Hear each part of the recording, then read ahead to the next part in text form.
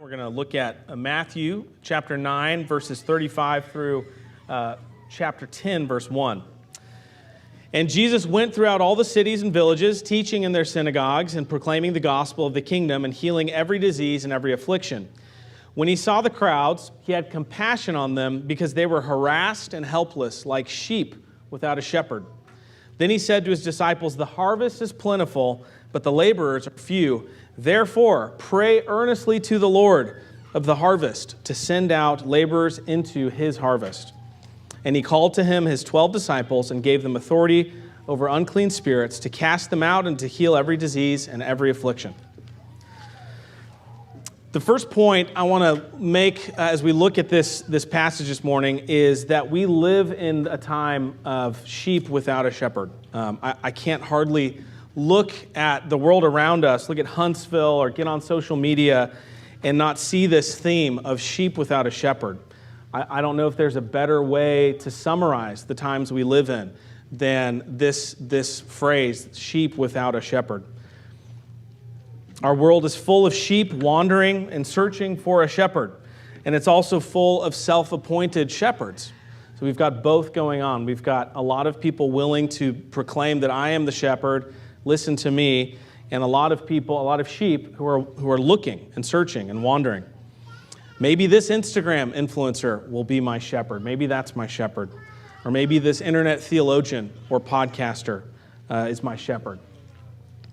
This fact that we have sheep without a shepherd should evoke compassion in a disciple of Jesus Christ. That's how Jesus responded to seeing the crowds who he described as harassed and helpless. It moved him to compassion, and it spurred him to action, as it should us. And so that's the first point from this passage. The second is that I want to say and make clear to you today that if you're here at TRC, you are not a sheep without a shepherd.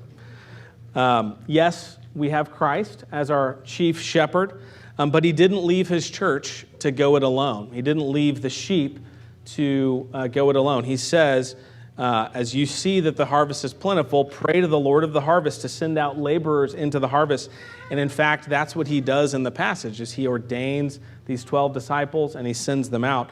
As we've done this morning with Darren Drown, God has given this flock shepherds.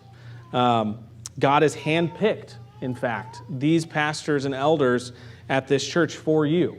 I think about when a mom says, we should just send these kids to daycare because I think any woman could do this better than I could. That may be true at some level. There may be other women who could do a better job, but there's no woman who can be your child's mother, right? And so in the same way, that is what's happening here. There are so many men around the world throughout history who are better at this than the elders of TRC. I promise you that. In case you weren't aware of that, this is very much true.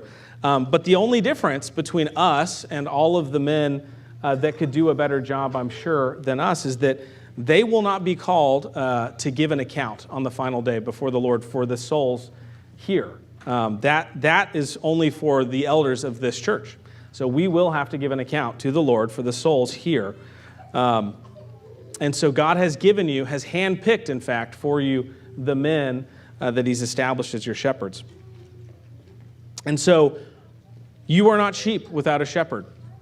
Do you know the voice of your shepherds? Are you looking to them for direction and for teaching and help in your life?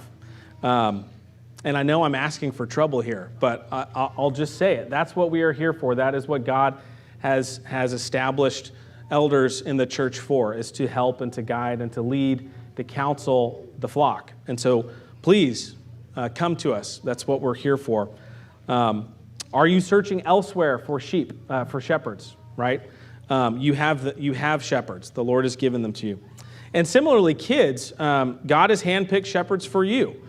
So moms and dads have been given a flock to shepherd, and they're right there in your home. And so parents, make sure that your flock has a shepherd and that you are indeed caring for their souls, that you are instructing your kids and talking about God and his word as you're going about your daily business, and that you're leading them to green pastures by still waters. Those are the sheep that you are called to shepherd, first and foremost. And the final point I want to make is that the harvest is plentiful. It says, then he said to his disciples, the harvest is plentiful, but the laborers are few. Therefore pray earnestly to the Lord of the harvest to send out laborers into his harvest. There's work to be done. The goal in the Christian life is not to figure out the absolute best thing that you could possibly be doing. It's not to solve this problem. It's not like there's some mystical ministry puzzle that the Lord has put together for us to solve. And once we solve it, something happens magically in our lives. And if you look at Matthew, if you keep reading through chapter 10, one of the things that stands out to me is how Jesus does very little training of the disciples. You see him doing all this ministry, healing and performing all these signs, and then he calls these 12 guys, and then he sends them straight back out. He doesn't say, hey, here's a bunch of preparation work we're going to do. He just gives them authority and sends them out, gives them some instructions, and says, go. And there's specific instructions. He doesn't say, go, just be nice to the world and try to make everybody love God. He actually says, don't go to the Gentiles right now. Don't go to any Samaritan villages. Go to the lost sheep of the house of Israel. So he sends them on a specific mission, and he tells them what to do. He says, go cast out demons, and go heal the sick, and go raise the dead from the grave. So he gives them a specific assignment. He is the great shepherd, and he's giving these under-shepherds a specific assignment. And in the same way, it's not your job as a congregation to figure out the perfect way to do ministry. It's actually to get about the business of the work that is right in front of us. So do you have kids at home that need shepherding? Focus on their needs. Not the general needs of all children. You don't need to become an expert on all children. God's given you a couple, and I promise you, figuring out their needs is a big enough job. Focus there. And are there needs in this particular church? Look at the work that's happening in this church.